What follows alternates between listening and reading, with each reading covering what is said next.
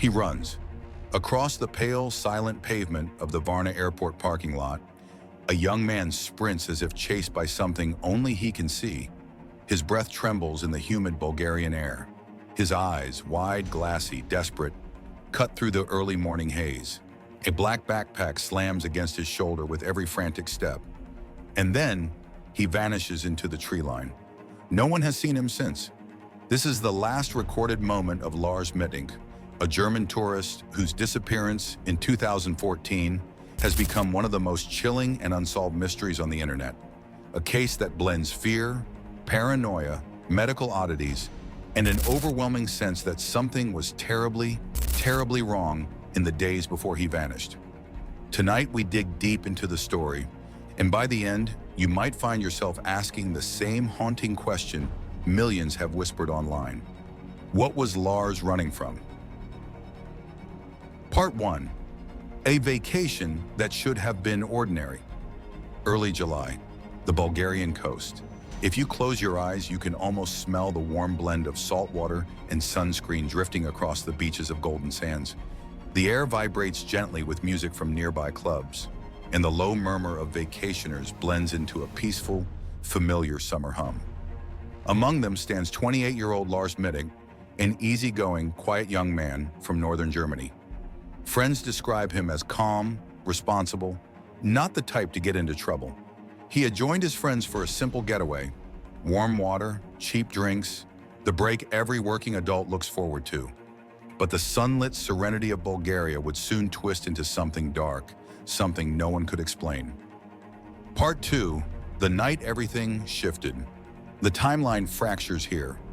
One night, a disagreement erupts. Some say over football teams. Others recall a misunderstanding with a group of local men. Whatever the cause, Lars is attacked. The blows are quick, chaotic. The taste of iron fills his mouth. A thick ringing settles in his skull. Doctors later confirm a ruptured eardrum, a painful injury, but treatable. Still, something about the fight lingers in Lars's expression. His friends notice it, how his gaze drifts, as if replaying images no one else saw. When they prepare to fly home, Lars tells them not to stay behind with him. "Go," he insists. "I'll be fine." But his tone feels strangely stiff, like someone speaking from a script. Part 3. Whispers in the dark. He checks into a cheap hotel near the airport, Hotel Color. The rooms are dim, the air carries the faint scent of aged fabric and cleaning powder. Outside, stray dogs echo through the night. Here, Lars's behavior shifts from unusual to frightening.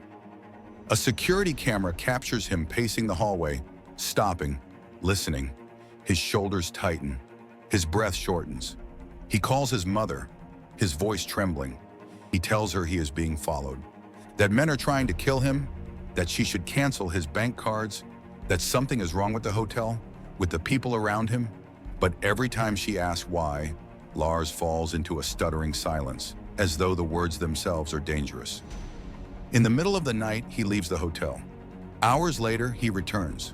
The receptionist remembers how he stood there, pale and shaking, whispering that he had been hiding, running from people he said were after him. No one ever saw those men, only Lars did. Part 4. A panic no one can explain. Morning at Varna Airport feels sterile. Wide echoes, cold air conditioning, polished floors glowing beneath fluorescent lights. The kind of place where everything feels safe, predictable. But not for Lars.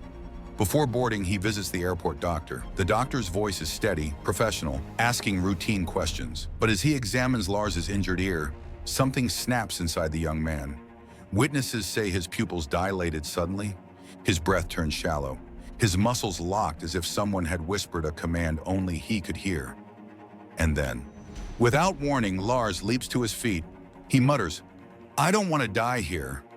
His voice cracks, low, raw with terror.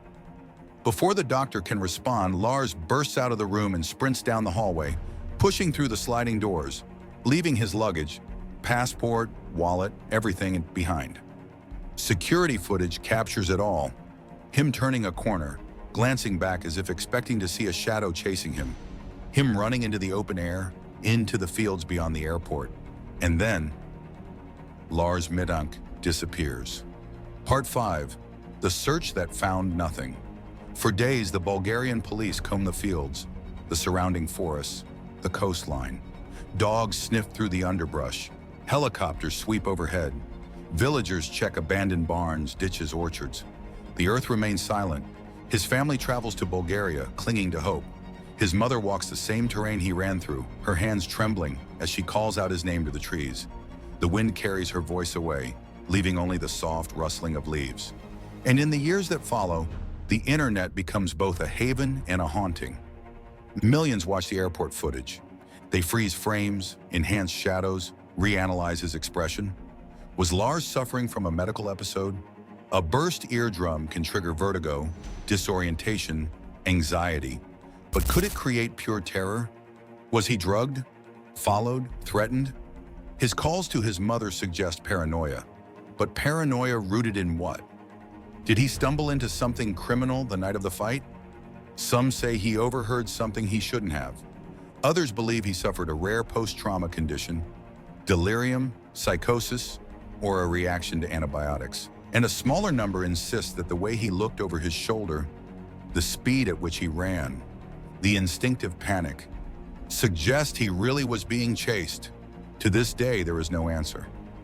Part 6. The forest that swallowed a man. Imagine standing in his shoes, the faint echo of airport announcements fading behind you, your lungs burning as you sprint toward a distant tree line, a pressure in your skull pulsing with every heartbeat, a feeling, heavy, suffocating, that something, someone is right behind you. And then imagine the silence of that forest swallowing you whole. What did Lars see? What did he fear? Where did he go? The case of Lars Mittank remains one of the most disturbing unsolved disappearances of the 21st century. A puzzle with too many missing pieces and one haunting final image. A young man running for his life and no one knowing why. Part 7. The case that still haunts the internet. This story continues to captivate true crime communities, investigators, psychologists, and anyone drawn to the mysteries of unexplained disappearances. If you want more deep dive documentaries like this, full of atmosphere, detail, and real-world enigmas, consider subscribing. And tell me in the comments, what do you think happened to Lars Mittank?